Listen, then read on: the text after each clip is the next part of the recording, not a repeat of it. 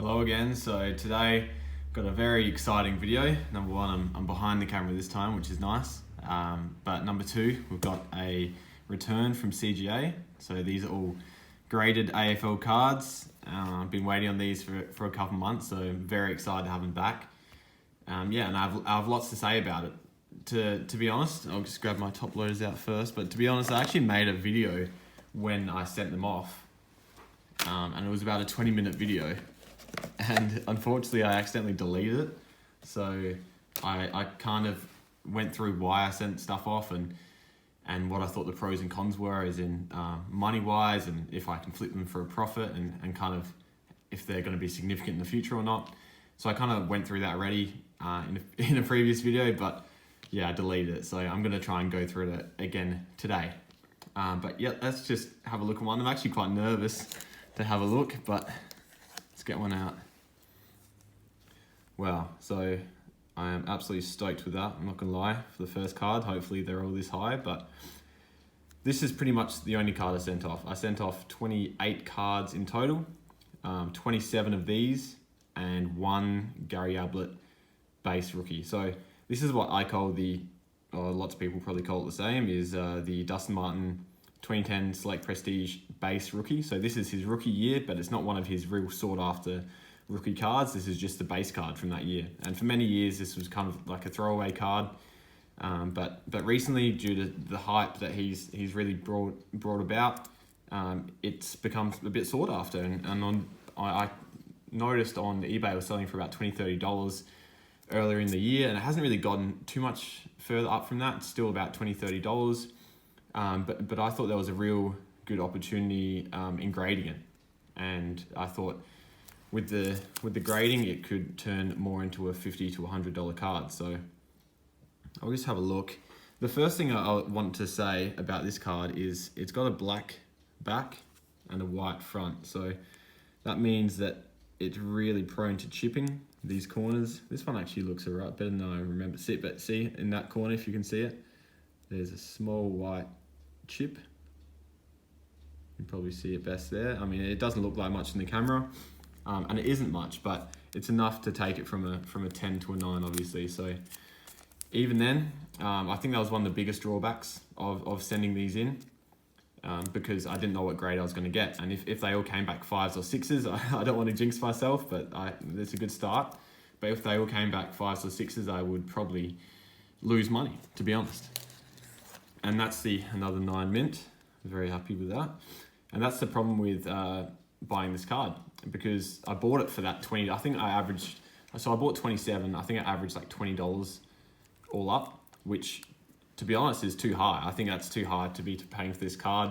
If you told me I was going to be paying $20 for this card previously, I would have called you crazy. But I see a real potential in graded base rookie cards. They've exploded in the American scene, like basketball, baseball, that kind of stuff. And I really see them exploding in AFL because they're accessible. So people can't afford like a $1,000 Dusty draft pick signature, but they'll be able to afford a $50 graded 9 base rookie. And it looks fantastic. I actually love how the label matches the card a bit as well, so that's just fantastic. So yeah, the price, 10 pristine, absolutely stoked with that once again. That is fantastic. So yeah, the price, I paid $20, and to grade, I think it was on average like $15 when you take into account the grading fees, the post to and from. So yeah, it was about $15 all up. Actually, it was a bit more, I think. So all up, I think it was like $37 or $38 a card is the cost base, which is very high. That's one of the biggest risks I took when sending these off. Because yeah, the risk of them coming back all 5s and 6s and paying $38 a card is quite high. This 10, I'm very happy with. They'll probably do quite well, I would say. So yeah, it probably worked a bit better when I hadn't sent them off, because I wasn't sure at all. It was more like an experiment, and I still see it as an experiment, because although I've seen a couple pop up recently, this hasn't really been done in the AFL card market before. And I think from my view, I didn't really mind that they weren't all perfect condition because they were unwanted for many years. So it'd be really weird for someone to keep it in perfect condition when it's just a base card. Like, they're probably kept in shoe boxes and stuff. So yeah, I wasn't too worried about the condition. I wasn't too worried about the price. I was happy to pay a bit more than I probably should have. I was more worried about being first to market. That's the most important thing. Sorry, taking a bit of time. I think they're stuck together. So this one, 9.5. It's good to see they're doing half grades as well. So yeah, I just wanted to be first to market with this card pretty much. And I think there's going to be a really big advantage to being first to market because lots of people wouldn't have seen this before and will be willing to pay a premium.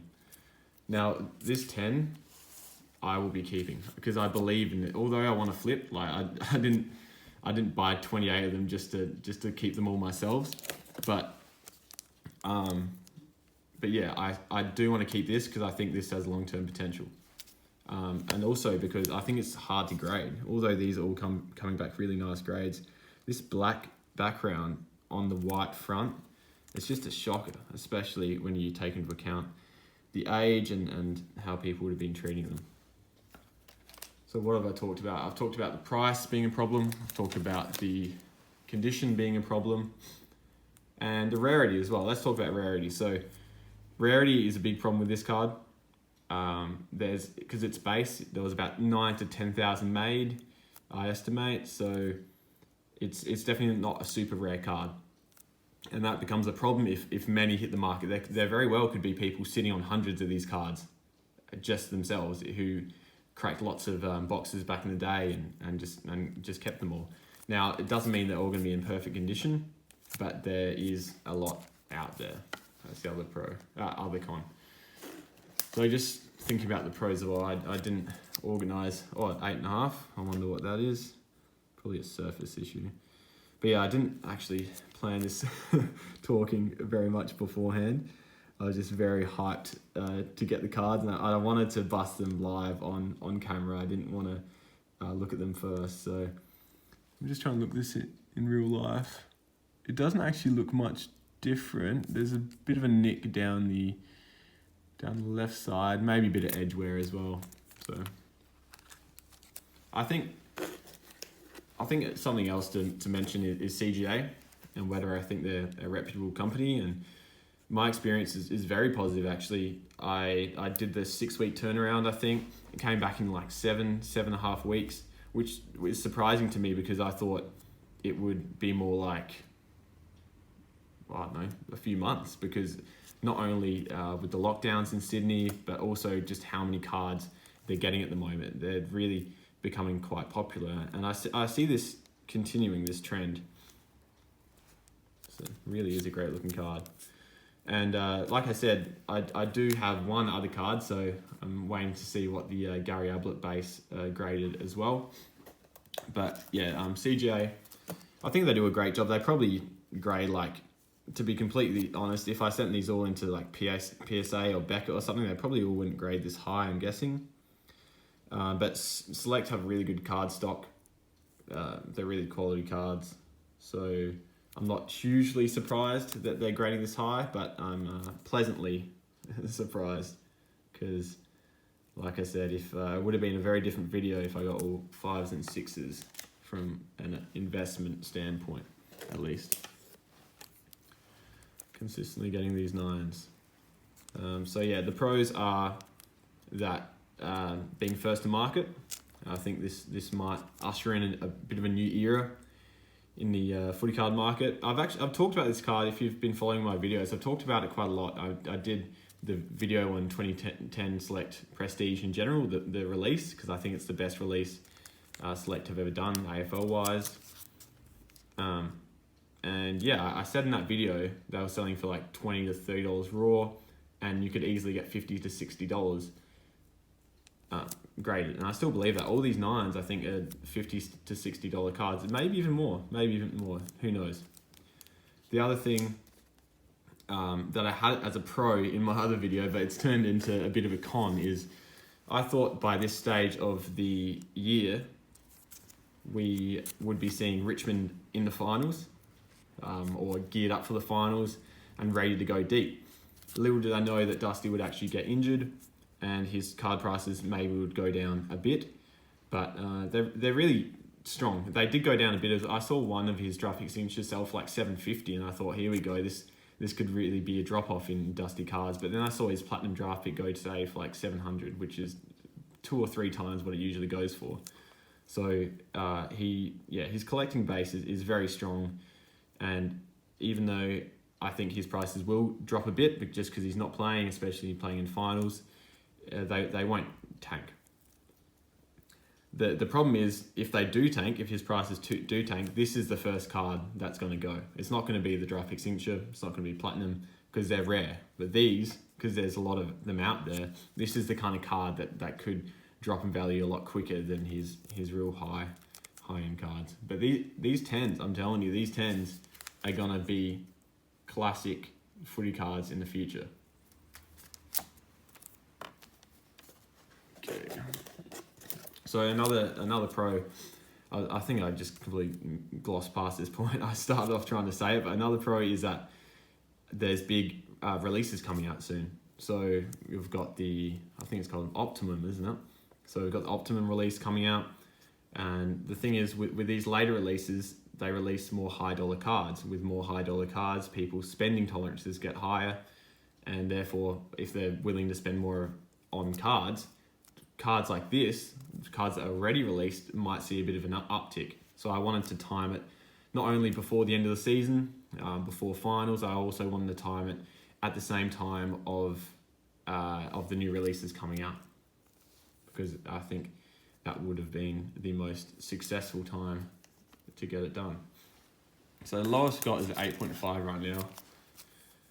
That's pretty sweet. A bit of a tip, if my videos are a bit slow for you, I know this might sound weird, but whenever I watch people on YouTube, I always watch on like 1.5 speed. I just can't stand people talking slow, and I'm sorry if I talk a bit too slow for you guys, but yeah, if you're finding this a bit slow, chuck on 1.5. I think people will enjoy it. I say it to my friends all the time, if not only YouTube videos, but kind of like lectures or any trainings or anything, it's a really handy tip.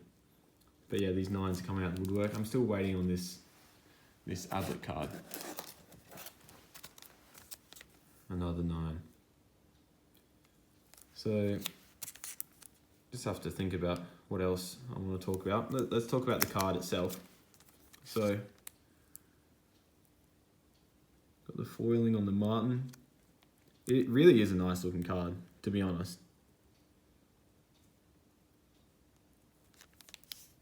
I think this is a really good candidate to be the base card of AFL collecting. And the funny thing is, when I got these cards, I was a bit paranoid, but I was quite worried about these nicks in the corner. And now I look at them again, they look so minor. And so I think because it's in the case as well, so it covers up a bit, but they look so minor that I don't really know what I was worrying about. But yeah, I know one of the cards I sent did have some surface issues as well. I'll just double check it's not this 8.5. It had a bit of fading here, one of them. Yeah. So we got another 10. It wasn't a 10, it was done on CGA's old grading system. It was a 99. One of them sold for like $100 on eBay the other day, and honestly, that wasn't me buying it to try and push up these prices. That was just sheer coincidence and dumb luck. Because that sold on eBay, and then in a couple days' time, I got this order back. So that's pretty sweet. Try and quicken this process up a bit. Another 10. Unbelievable. Get a few.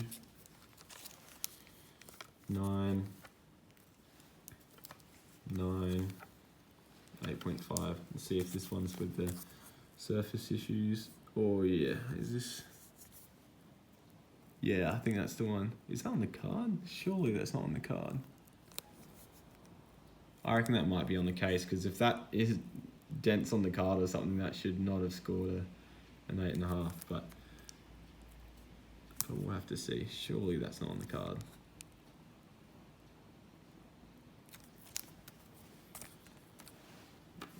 Just grab another few of these.